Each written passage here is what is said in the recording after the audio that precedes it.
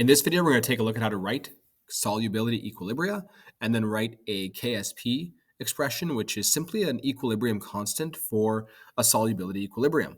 So this example has been worked through for us already, but let's take a look at how it works. So here we have an ionic compound. I know that because I have a metal and a polyatomic ion. We're starting off as a solid. So it's a solid, kind of like this over here. Let's say we have a spoon of the solid, and then we put it into some water to dissolve it. And when you do that, what you do is you separate the ions. So you have calcium, and that's calcium 2+. That's from the periodic table. It's in group 2. That's a charge of +2. So you do need to review your charges if you're not familiar with that. And then here we have the carbonate ion. And that's from your data tables. You've seen carbonate before. Its charge is 2-. And if you're unsure, just calcium is +2. So that means if there's one carbonate and calcium is +2, then carbonate must be -2 because overall the charges have to be 0. And that's just some review of some grade 11 charges. So when you dissolve the CaCO3, it separates into its ions, calcium and carbonate, and you write them as aqueous because they're surrounded by water, kind of like you see over here, along with their charges. You have to make sure it's balanced. If you have one calcium here, you should have one calcium ion here. If you have one carbonate here, you should have one carbonate ion there as well. And the overall charge at the end is 0. As long as you have the charges right and everything's balanced, the charges should be 0 at the end. So now to write a solubility expression, remember that you do your products over your reactants. But what you'll notice is that your reactant, in this case, so to speak, is a solid. So it's not included in the expression because the concentration does not change for a solid.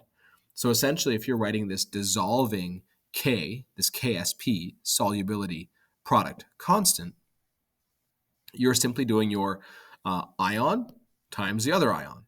And if there's a coefficient in the front, you'd put the square or the cubed or whatever it is for that particular substance.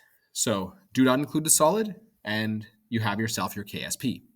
Let's take a look at another example. Let's do the zinc hydroxide. So zinc hydroxide starts off as a solid. We're going to put it into some water. We're going to start off by making our little equilibrium arrows over here. And in the process of dissolving, these ions will separate. Now, zinc from the periodic table is zinc 2+, aqueous. If you didn't know that because zinc is not in one of the main groups, you might start off by looking at hydroxide. Hydroxide is minus, OH minus. That's a polyatomic ion, right? And since there's 2 of them, and the overall charge is to be 0, that's 2-, so the zinc has to be 2+. Now, I just mentioned something important. There's 2 hydroxides. So what that means is that we should put a coefficient of 2 there to make sure everything's balanced because we have to have our 2 hydroxides, and we only have the 1 zinc. But now when we have our 2 hydroxides, we have -2 charge here. 2 times -1 is -2, and then +2, that's 0. So we have our dissociation equation written out. Now we have to make our KSP. So KSP is going to be equal to the concentration of the zinc ion multiplied by the concentration of the OH ion squared because of the coefficient of 2. So just like any equilibrium expression, we did not include the zinc hydroxide at the start because it's a solid. So we just included the ions. Solubility, product, constant.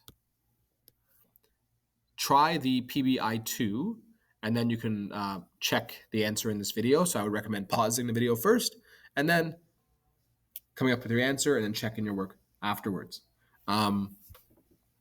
So hopefully you've tried this out, and you're just unpausing now. So we're going to make our little equilibrium arrows over here. We have 2 ions, Pb and I. Now the I has a charge of -1. I know that from the periodic table. It's in group 7. Has 7 valence electrons, so it wants to gain 1 electron, so -1. And there's 2 of them. So I'm just going to write this over here. I'm going to put +2I minus AQ because there's 2 of them. Now, to figure out lead, you need to know that there's many charges for lead.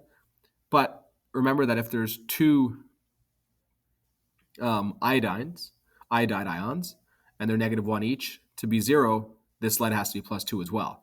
Or you could do, if you might remember from grade 11, the reverse crisscross. So you might take your subscripts there, bring them up this way, and get a Pb 2 plus, and then I minus.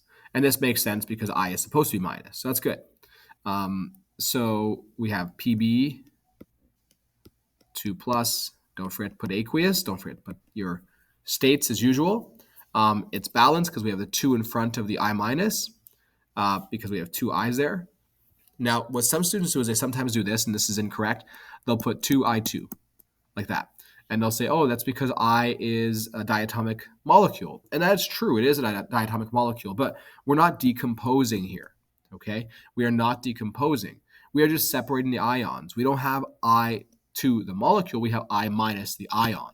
So do not do that when you are dissociating. Make sure you separate into the ions. You should not have any subscripts for the ions. You should only have superscripts. In other words, you should only have the charges and then coefficients based on the number of ions that you have. So now we're going to do KSP is equal to the concentration of the lead ion times the concentration of the iodide ion. And that's going to be squared because we have a 2. And so we made a KSP for the dissociation or the dissolving of PbI2. And again, this is an equilibrium. So you'll have some dissolving happening. And then when there's equilibrium, dissolving and precipitation happen at the same rate. So now what we're going to do is we're going to take a look at something called the molar solubility, and we're going to take a look at how to calculate that and connect it to the KSP. So if we have a molar solubility, can we then calculate the KSP? That'll be coming up in the next video. But for now, you should know that what the process of dissolving means, that it exists as an equilibrium. There's dissolving and precipitation, essentially. You should know how to write a dissociation equation, and then from there come up with a KSP expression, just as we did here. And you should know how to include all the appropriate parts of a dissociation equation. So the charges, the states, the double arrows, all those important aspects must be included when you're doing this. Otherwise, your KSP runs the risk of being wrong. So if you, for example, put this as an aqueous here, you'll make KSP that includes that term, but you don't want to do that. You want to make sure that when you're dissolving, you start off as a solid and then you become aqueous afterwards.